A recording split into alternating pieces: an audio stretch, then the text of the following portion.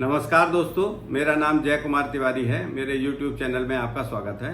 दोस्तों, मैं आवास एवं शहरी नियोजन विभाग से सेवानिवृत्त सहायक अभियंता हूं।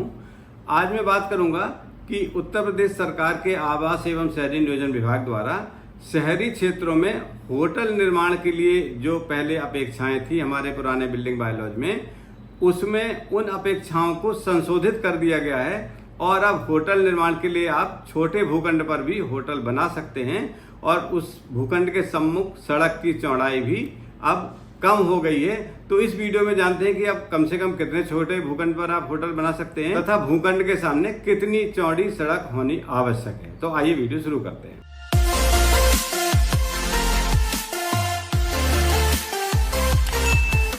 दोस्तों, डॉक्टर नितिन रमेश गौकर्ण, अपर मुख्य सचिव उत्तर प्रदेश शासन द्वारा 5 जुलाई 2024 को एक शासनादेश निर्गत किया गया है।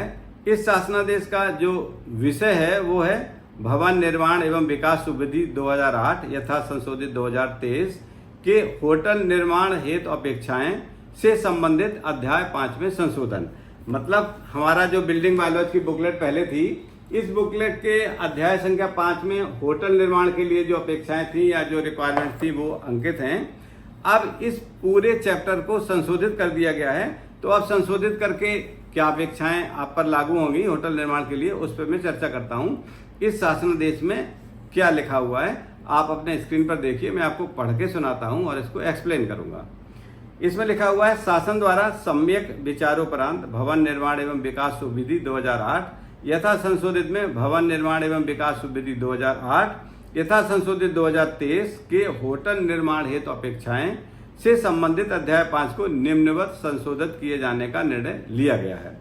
पॉइंट नंबर 5.1 कमरों की संख्या एवं भूखंड का क्षेत्रफल। इसमें क्या संशोधन किया गया है? इसमें लिखा है, होटल में कमरों की न्यूनतम संख्या 6 होगी तथा 6 से 20 कमरों के होटल के लिए भवन निर्माण एवं विकास उपविधि की अपेक्षाएं का अनुपालन करने की स्थिति में न्यूनतम क्षेत्रफल की बाध्यता नहीं होगी। इसका अर्थ क्या हुआ कि आप 6 कमरे से लेके और 20 कमरे तक का होटल बना सकते हैं। इसमें प्लॉट साइज का कोई बंधन नहीं है कि कम से कम कितना छोटा भूखंड होना चाहिए। हाँ, कमरे का क्या साइज रहेगा ये बिल्डिंग बायलॉज में निर्धारित है।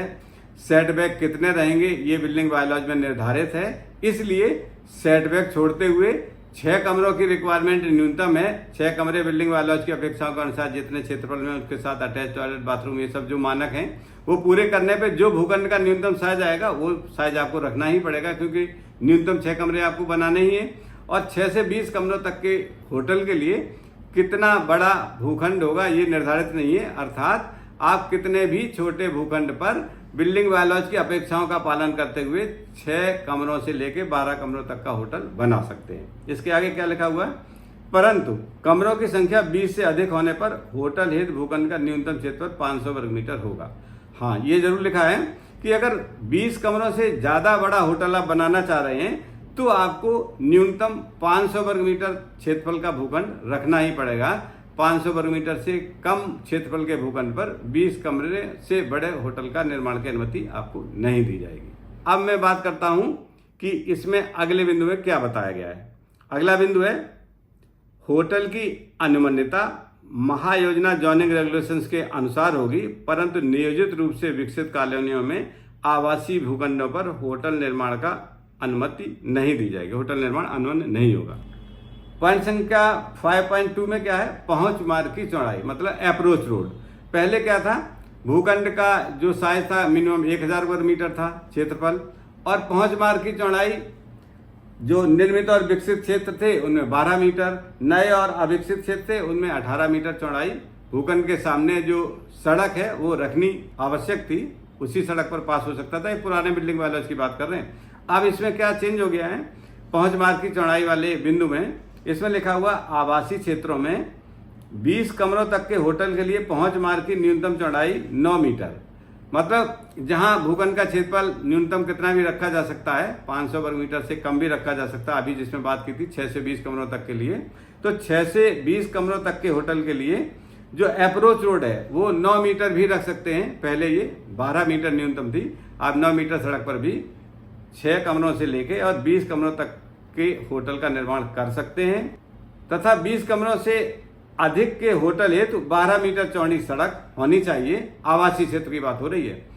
लेकिन गैर आवासीय क्षेत्रों में समस्त प्रकार के होटल के लिए पहुंच मार्ग की न्यूनतम चौड़ाई 12 मीटर होगी। मतलब क्या हुआ कि अगर रेजिडेंशियल आपका लैंड यूज है तो 6 से 20 कमरों तक के होटल के लिए न्यूनतम 9 मीटर चौड़ी सड़क पर आप होटल बना सकते हैं, और 20 कमरों से अधिक का होटल है तो आवासीय क्षेत्रों में भी 12 मीटर रखना पड़ेगा। और गैर आवासीय क्षेत्रों में आपको कितने भी कमरे हों इससे मतलब नहीं है, चाहे 6 कमरे हों, चाहे 20 हो या 20 से अधिक हो, आपको 12 मीटर चौड़ी सड़क रखनी ही पड़ेगी गैर आवासीय क्षेत्रों में। अब बात करते हैं पॉइंट नंबर 3 की, जिसमें एफएआर के मानक निर्धारित किए गए हैं वर्तमान में जो संशोधित हुए हैं। लिखा है कि निर्मित ऑब्लिक विकसित क्षेत्र तथा नए अविकसित क्षेत्रों में होटल निर्माण हेतु एफएआर के मानक निम्नवत होंगे। क्षेत्र की प्रकृति लिखी हुई है, कितना बेसिक एफएआर है और परचेजेबल एफएआर के साथ सड़क की चौड़ाई के संदर्भ में कितना एफएआर आपको मिल सकता है। अलग अलग सड़क की चौड़ाई पर अलग अलग एफएआर परचेज किया जा सकता है, उसके साथ ये विवरण इसमें दिया हुआ है। इसमें लिखा है पार्ट 1, निर्मित और विकसित क्षेत्र में बेसिक एफएआर आपको 2 मिलेगा, और परचेजेबल एफएआर सहित अनुमान अधिकतम एफएआर अगर सड़क की चौड़ाई 18 मीटर एवं अधिक परंतु 30 मीटर से कम है तो आपको 3.5 एफएआर मिलेगा, और 30 मीटर से अधिक चौड़े मार्गों पर आपको 4 एफएआर तक परचेजेबल सहित एफएआर मिल सकता है। इसी तरह पार्ट 2 है नए और अविकसित क्षेत्रों में जो अनडेवलप्ड और न्यू एरियाज हैं उसमें बेसिक एफएआर 2.5 मिलेगा, और 18 मीटर एवं अधिक परंतु 30 मीटर से कम चौड़े मार्ग पर 4 एफएआर आपको अनुमान किया जा सकता है, और 30 मीटर से अधिक चौड़े मार्ग पर आपको 5 एफएआर तक अनुमान किया जा सकता है। ये बहुत बड़ी राहत है होटल के निर्माण में। सड़क की चौड़ाई कम होना, क्षेत्रफल का नियंत्रण होना, और एफएआर परचेजेबल सहित 5 तक मिल रहा है। इतना एफएआर बहुत होता है सामान्यतः। इसमें होटल निर्माण करने वाले जो हमारे व्यवसायी उद्यमी हैं उनके लिए बहुत बड़ी राहत मिलने वाली है।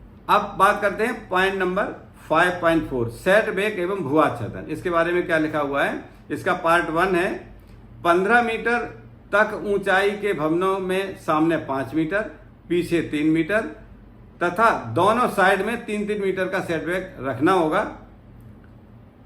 इसके बाद पॉइंट नंबर 2 है 15 मीटर से अधिक ऊंचे भवनों हेतु भवन निर्माण एवं विकास वित्त के प्रतिशत 3.4.5 के अनुसार सेटबैक रखने होंगे। अब मैं आपको बताता हूं कि बिल्डिंग वालों के पॉइंट नंबर 3.4.5 में जिसका उल्लेख यहाँ किया गया है क्या सेटबैक निर्धारित हैं। इसमें लिखा है 15 से 18 मीटर तक चारों तरफ 6 मीटर सेटबैक छोड़ने पड़ेंगे, 18 से 21 मीटर तक चारों तरफ 7 मीटर सेटबैक छोड़ने पड़ेंगे। भवन की ऊंचाई है अगर 21 से 24 मीटर तक भवन की ऊंचाई है तो 8 मीटर सेटबैक छोड़ने पड़ेंगे चारों तरफ। इसी तरह आपको अगर भवन की ऊंचाई 24 से 27 मीटर है तो 9 मीटर सेटबैक चारों तरफ छोड़ने पड़ेंगे, 27 से 30 मीटर है तो 10 मीटर सेटबैक चारों तरफ छोड़ने पड़ेंगे, 30 से 35 मीटर तक 11 मीटर सेटबैक चारों तरफ छोड़ने पड़ेंगे, और इसी तरह बढ़ते क्रम में अगर 55 मीटर से अधिक सेटबैक है तो आपको अधिकतम 16 मीटर सेटबैक चारों तरफ छोड़ने पड़ेंगे। इनका पालन आपको करना पड़ेगा। अगर आपके भवन की ऊंचाई 15 मीटर से अधिक है तब आपका वही प्रावधान लागू होगा जो पुराने बिल्डिंग बायलॉज में आपको सेटबैक के पॉइंट नंबर 3.4.5 में प्रदर्शित है। अब पॉइंट नंबर 3 पर बात करते हैं। नियमानुसार सेटबैक छोड़ने के उपरांत भूखंड के अवशेष क्षेत्रफल के समतुल्य भू आच्छादन अनुमन्य होगा। हाँ, ये काफी उपयोगी है। पहले क्या था कि सेटबैक छोड़ने के बाद भी ग्राउंड कवरेज निर्धारित था, जितने % ग्राउंड कवरेज आपको अनुमन्य होगा उतना ही मिलेगा। भले ही बिल्डिंग एनवेलप के अंदर अर्थात सेटबैक छोड़ने के बाद जो बिल्डिंग एनवेलप बचता है उसमें आपको ग्राउंड कवरेज जितना अनुमन्य उससे अधिक भी उपलब्धता रह सकती है क्षेत्रफल की, लेकिन आपको वहां भी ओपन छोड़ना पड़ता है बिल्डिंग एनवेलप में। लेकिन यहाँ पर यह सुविधा दी गई है कि सेटबैक छोड़ने के बाद जो जमीन बचती है उसको बिल्डिंग एनवेलप कहते हैं। बिल्डिंग एनवेलप के अंतर्गत पूरा निर्माण आप कर सकते हैं और कोई ग्राउंड कवरेज की बाध्यता नहीं रही है। पॉइंट नंबर 5.5 भवन की ऊंचाई। अनुमन्य भू आच्छादन एवं एफएआर के अंतर्गत भवन की ऊंचाई पर कोई प्रतिबंध नहीं होगा। हाँ, ये तो क्लियर है कि कोई प्रतिबंध नहीं होगा, लेकिन हाँ कुछ स्टैट्यूटरी वार्निंग्स हैं उसके अंतर्गत आपको भवन की ऊंचाई प्रतिबंधित रखनी पड़ती है, पहले भी थी वो अब भी लागू है। परंतु भवन की ऊंचाई संरक्षित स्मारक, हेरिटेज स्थल से दूरी, एयरपोर्ट फनेल जोन तथा अन्य स्टैट्यूटरी प्रतिबंधों से नियंत्रित होगी। ये पहले भी होती थी। अगर इस तरह का कोई हेरिटेज जोन है या एयर फनेल जोन आ रहा है तो आपको वहां से एनओसी लानी पड़ती थी। जैसे एनओसी मिलेगी उतनी ही जो उनके प्रतिबंध होंगे उनका पालन पहले भी करना पड़ता था और अब भी करना पड़ेगा।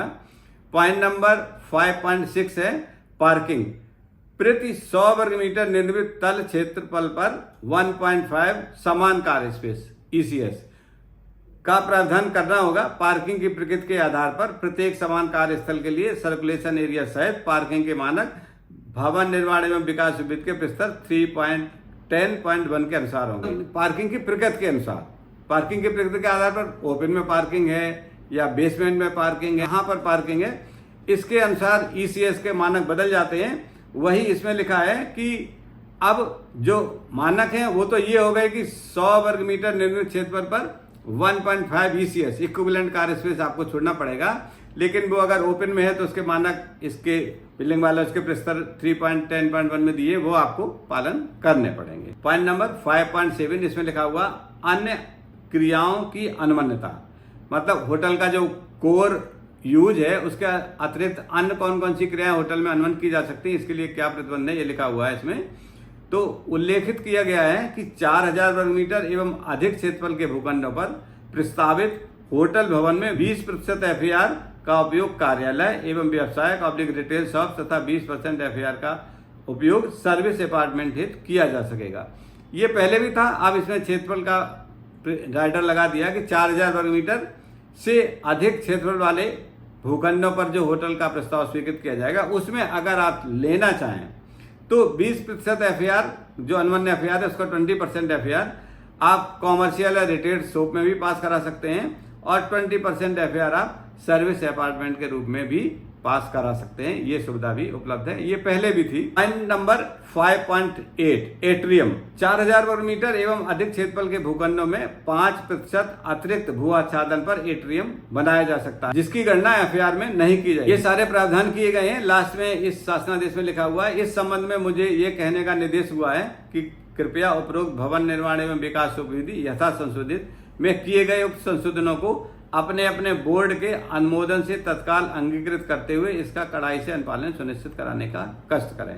इसकी प्रतिलिपि है समस्त अपर मुख्य सचिव, प्रमुख सचिव, सचिव उत्तर प्रदेश शासन, समस्त आयुक्त, समस्त मंडल उत्तर प्रदेश, जिलाधिकारी, नियंत्रित प्राधिकारी, समस्त विनियमित क्षेत्र उत्तर प्रदेश, निदेशक पर्यटन विभाग Uttar Pradesh, chief town and country planning Uttar Pradesh और निदेशक आवास बंधु को इसकी कॉपी दी गई है।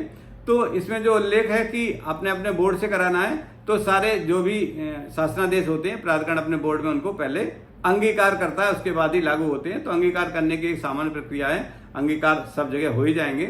तो कुल मिला के होटल निर्माण में जो उद्यमी व्यवसायी लगे हुए हैं या जो नए लोग इसमें प्रोत्साहित हो सकते हैं इस शासनादेश से, पूरे प्रदेश के शहरी क्षेत्रों में होटल निर्माण हेतु काफी सुविधाएं इस शासनादेश के माध्यम से दी गई हैं और बिल्डिंग वायलॉज में ये संशोधन कर दिया गया है।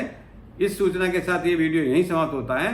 अगले वीडियो में मैं इसी तरह के दूसरे टॉपिक पर बात करूंगा जिसमें उत्तर प्रदेश सरकार के आवास एवं शहरी नियोजन विभाग ने शहरी क्षेत्रों में लगने वाले समस्त पेट्रोल पंप के भूखंड के साइज में कमी कर दी है। अब छोटे साइज के भूखंडों पर भी पेट्रोल पंप की अनुमति दी जा सकती है।